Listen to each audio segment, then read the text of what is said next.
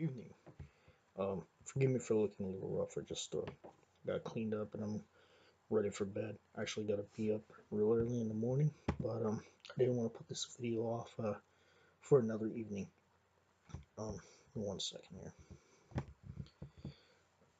It's been a while since I made one of these videos. For no other reason, I've been just real busy with well, I'm finally legally able to work in Canada, so I've been dealing with that. My daughter was born. She just turned a year old, and all kinds of stuff, really. So, per the request of Tim, uh, here I am, I guess you could say back in the saddle, still trying to overcome the camera fright thing. So, forgive me for not looking directly into it when I speak here and there. The discussion is, again, about Sadr. Because looking back at a previous video, I feel I didn't go into enough detail as far as Sadr is concerned. But over the last couple of years, I've gained a lot of perspective, and I guess you could say experience. Um, as I said before, Sadr is very much a shamanic practice, whereas Galdr is more of a sorceress one.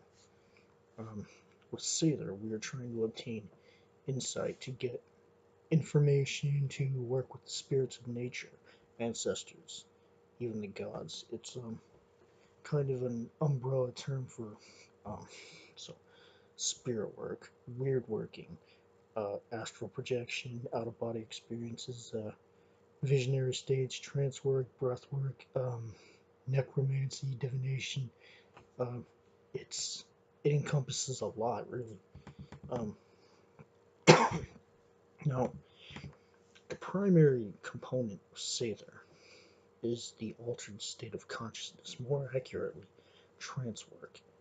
How one can get into any kind of altered state depends very much on the individual. In regards to a trance state, some people can slip into it instantly. I can, but it's usually when I do not wish to. So it usually does me no good. What I like to do is run off into the woods for Utisera, and I'm going to come back to that in a moment, with some stick incense to a place I will likely not be disturbed, and can have a period of relative quiet. No people, no traffic, no industry, no dogs, sound of just the sound of nature. Um, Back in Oklahoma, it was a little bit more accessible because nature was just a little bit more alive than it is here. The wind, the birds, the waters, the trees. I absolutely love and miss the rustling of leaves.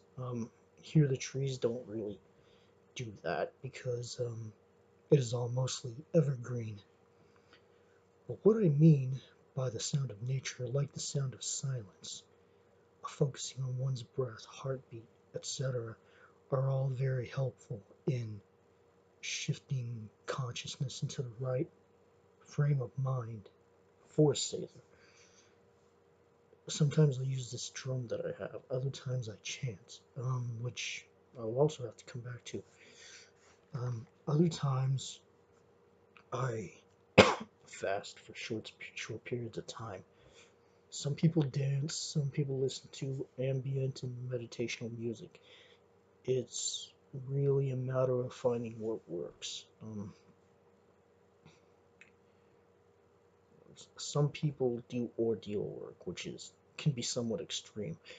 Um, I'm not going to talk too much about that, but Odin hanging for 9 days and nights from the Yggdrasil is a form of this, and when it's really cold outside, I like to take off my shirt, and in a matter of time, my consciousness will shift uh, to a higher perception, and I become more receptive to certain channels because that's what ordeal work is. You're being susceptible, vulnerable, exposed to a certain kind of trauma, like freezing extreme temperatures or uh, any kind of altering circumstance. Now, that's adverse psychologically or physically, mentally. Now, um, where was I? Son of a bitch. I have notes here just so I can kind of cover enough. But ordeal work is seldom necessary. Certain plants can help with this. In fact, there's a certain seed, which I will not mention here, but only because it is highly poisonous. But I know for a fact that it can send a person into a deep enough trance for this kind of work when it's burned on a charcoal block and the fumes from the smoke are inhaled. Um, you know, the reason to me Sadr is best performed in nature is because of our personal connection to it. The human body and the mind can be likened to a kind of device, and nature is where we recharge. And on that note, I want to talk a little bit about Bifrost. The mythology of it is a kenning, which is a which means metaphor for the deeper spiritual nature uh, of what exists within and around us. When we're talking about Bifrost, we are also talking about what they call Kundalini in Reiki, uh, both of which I had never heard of until about 5, 6 years ago or so. Inside and outside the body are what are known in Eastern mysticism as chakras. Um, inside the body, we have what they attribute to 7 energy centers, moving upwards from our groin all the way to the crown of our heads. And above, above and below us, we have 2 more chakras, which are not a body. They have many different theories on these. So this brings us that's a total of 9 energy centers. 9, of course, being the Norse holy number. Um, but these are our connection to the 9 worlds in Norse cosmology. When I first learned how to activate Bifrost, I realized that working with each chakra at a chakra point at a time was a complete waste of time, and it pissed me off. It really did. It made me distrustful of a lot of people and a lot of the new age crap that floats around out there that I was buying into for so long. By activating Bifrost, we are realigning and energizing the 7 bodily centers so that they permeate outwards, energizing one's aura, increasing its frequency outwards at a high enough resonance that it connects the person's energy body to Gununga Gap, which New Agers call void. That's the chakra beneath us, out of body but beneath us, but also to source above us, which New Agers call it source. Well, or I should say I. This is actually Asgard, the heavenly and divine realm of consciousness. Now, these 9 bodily centers are attributed to a number of different things about ourselves, but they comprise the rainbow bridge. So when the body is in a certain kind of resonance, we are in a sense shining brighter and are more receptive to different channels of consciousness, including the spirit world, the natural, ancestral, divine, primordial powers, but even the resonance of other people. Basically, the human body is a microcosm of the multiverse, and when taken care of properly with the right push, the right practice, timing, some kind of trauma, be it physical, psychological, um, mental, sleep and or sensory deprivation, prolonged fasting, prolonged chanting, prolonged meditation, um, or any combination of these things, all of these things send and, or at the very least, prepare an individual for more spiritual experiences such as a shamanic journey and visions. There are two kinds of shamanic journey, and I'll move on to the second one in a moment. But the art of astral projection, or out-of-body experience, is but one way of interacting with the spirit world to gain information. Essentially, we are separating our consciousness from our physical body while a person is in while you are in a deep and lucid trance. This can also be done in what is called lucid dreaming. The other kind of shamanic journey is not limited to astral travel or even out of body, but from a conscious state, actually. To better explain that, it moves me to my next subject, which is called Utiseta. Utiseta means to sit out in nature, far away if possible, always in seclusion and privacy, unless you are performing, damn, unless you are performing some kind of ceremony.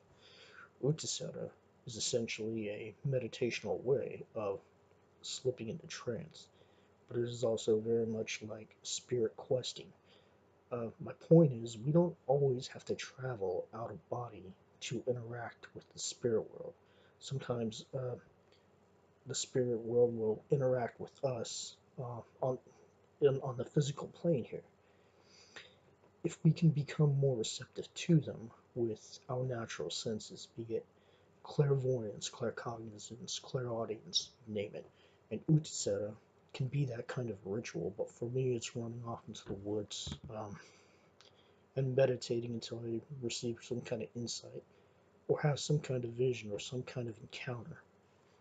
Um, Meditation is a key component in nearly every spiritual and religious tradition for a number of reasons, mainly because it is the most accessible way to bring the mind and body into focus and learn how to control our energies.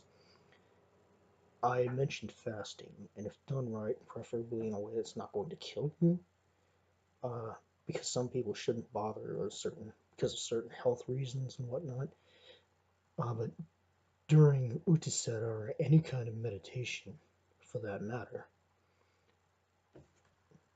it can provide an enormous advantage because what it's doing is shifting the focus of the body from what from the from other parts of the body, from uh, lack of a better word, straight to the mind though, and that's having the focus required for that kind of work is actually a really good thing to have.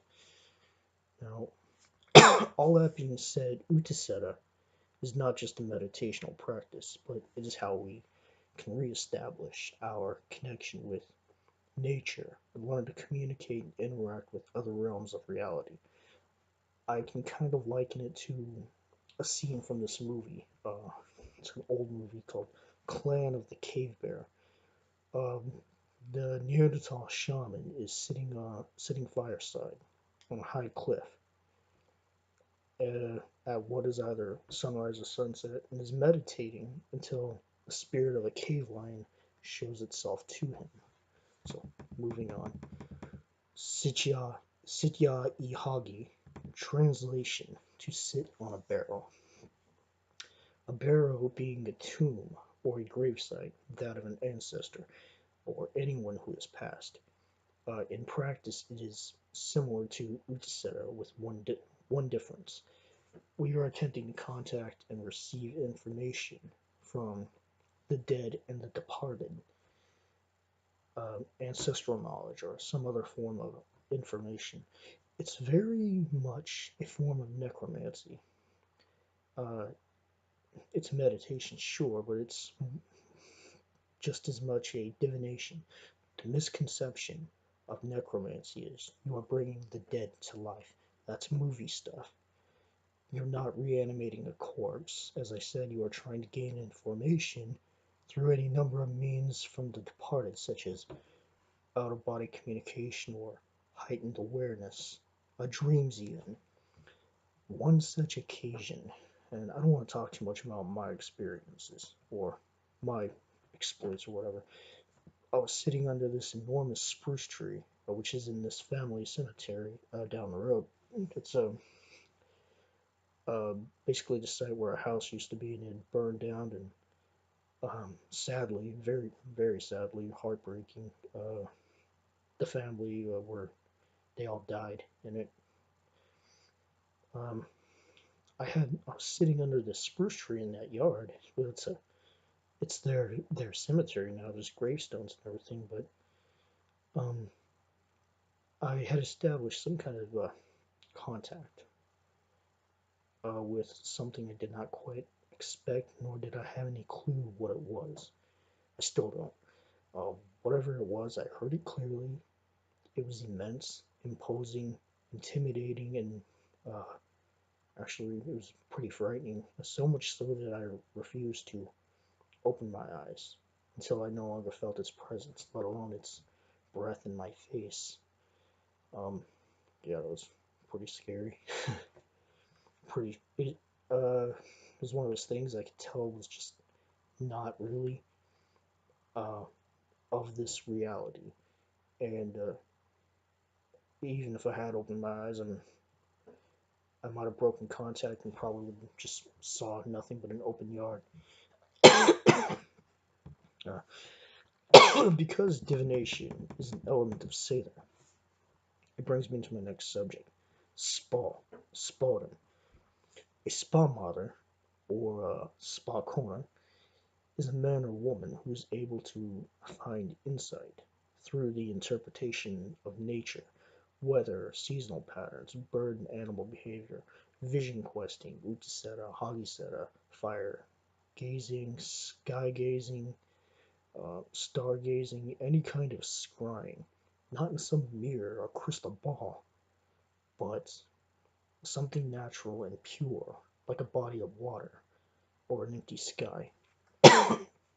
When all this began 40 years ago, I would stare into the sky for long periods of time, noticing changes, the patterns and sequences, not so much of the clouds themselves, although that was a factor, but also what was in the clouds, the overcast, the storm, or even a clear blue sky. And what I would be shown are usually uh, patterns, shapes, symbols, sequences, figures, or some other form of intuitive representation. Um, I actually have a bunch of stories of methods spell can be performed, but the main point is that it has plenty to do with getting to know the natural world where you live, your environment, the Vater who inhabit your area. It's all shamanic in nature, not sitting at some table laying down a bunch of cards, or as I said, staring into some crystal ball like Harry Potter. Not that I have anything against crystal balls. The runes are more beholden to magic, what we call Galder, than to Sather, Spell, or and divination in general. However, that is just my opinion because from experience, the runes can be used in such a format.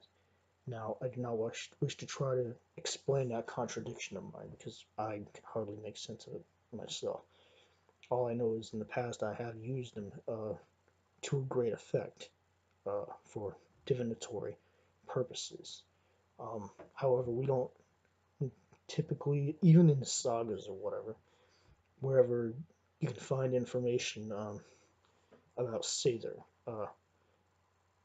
I had never seen anything uh, in associating the runes with Sadr. Um, I haven't anyway, but I'm just one person. Somebody else might have a different opinion on that. Moving on to a little thing we know as shape shifting. When the Sather Mother or vulva is in a shamanic state, sometimes they may be uh, skillful enough to merge with what is known as his or her philia, which means spirit animal. Um, to see through its eyes, journey through it, take on its strength, or even allow it to journey through you. This is likely where the legend of the Berserkers, the Ulfathner, and Svinville all came from. A person's philia is essentially what New Agers call once familiar, except this is not your pet. It is a creature that exists in either real time or in spirit form, and I can't speak to too much experience on this one, unless there's some wild boar running around somewhere that allows me to see its midday routine. Last subject, the main key to anything Sather. As I said, is the altered state. Chanting is an age-old way of slipping into such. This has to do with the effect certain speech vibrations have on the body and mind. The type of chant I speak of is called Vartlocker.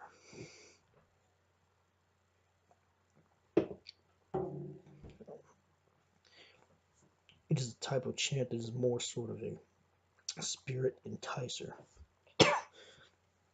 but also a say the worker's way of connecting to a particular channel to achieve a particular goal. It's different than Galder. You're not creating a sigil necessarily, nor are you necessarily chanting the runes.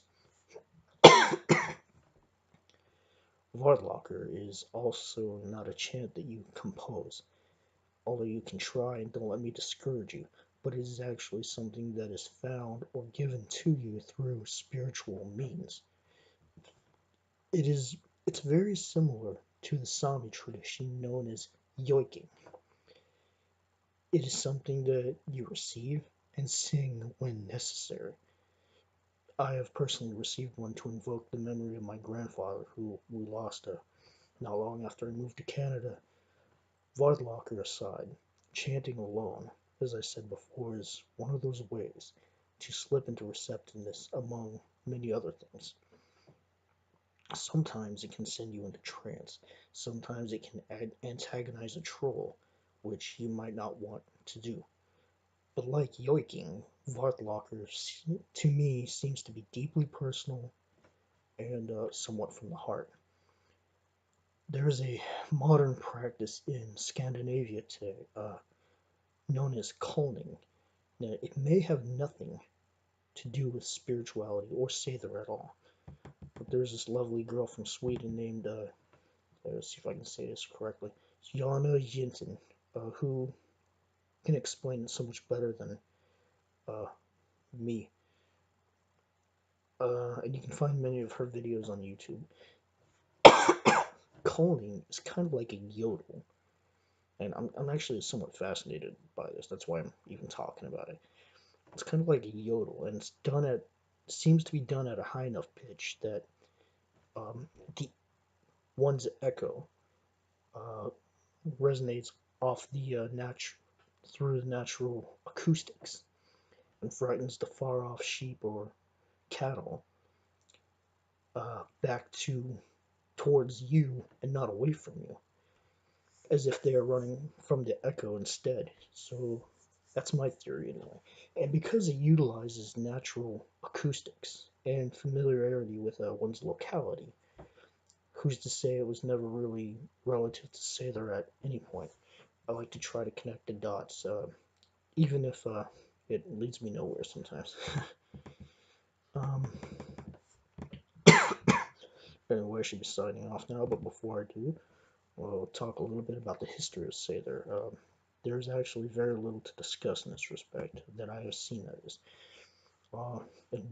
In the saga of Eric the Red, a woman named Thorbjorg the Little Volva, came to Greenland at a time when they were experiencing a famine and extremely adverse weather conditions. Basically, things were not looking too good for the Greenlanders, if things ever did at all. She was the sole survivor of 9 sisters, all skilled in the art of Sadr, having learned the craft from their mother. I think I read. She was asked to come to Brattahlid to spell into the future of the colony. But to do this, she required 9 women, a special meal, and a platform or scaffold from which she can contact the spirits.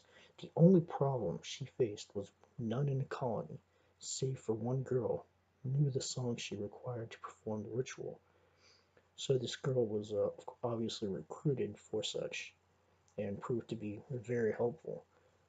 But what these songs were, I cannot say. Um, they are suggested to be very old, sacred, and probably lost to us now.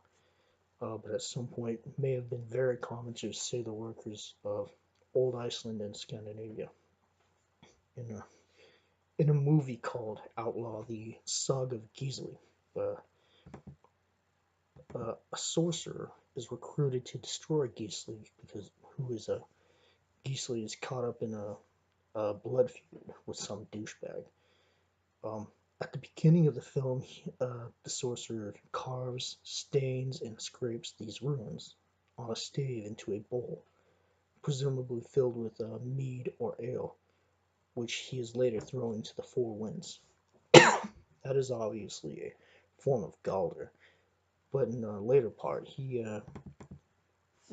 in a volcanic valley, but he's surrounded by a bunch of women who, the exact number of which I didn't count, but they're chanting frantically, and he's drifting off into some kind of frenzy, and then he appears to pass out, basically. Um, Now, before he passes out, he takes a drink of some kind of liquid from a bowl, presumably an alcoholic one. After he does this, uh, the environment seems to turn against Gisli. Um, I actually recommend this movie. I haven't got to read that saga just yet, so I can't say whether it's based entirely on it. Um, Unless you live in Iceland, it's probably somewhat hard to find because um, unless some generous soul put it back on YouTube, because really that's the only way I was able to see it. But since then they've taken it off. Bunch of pricks. Well, anyway, one last thing, and I'm sort of just now thinking about it.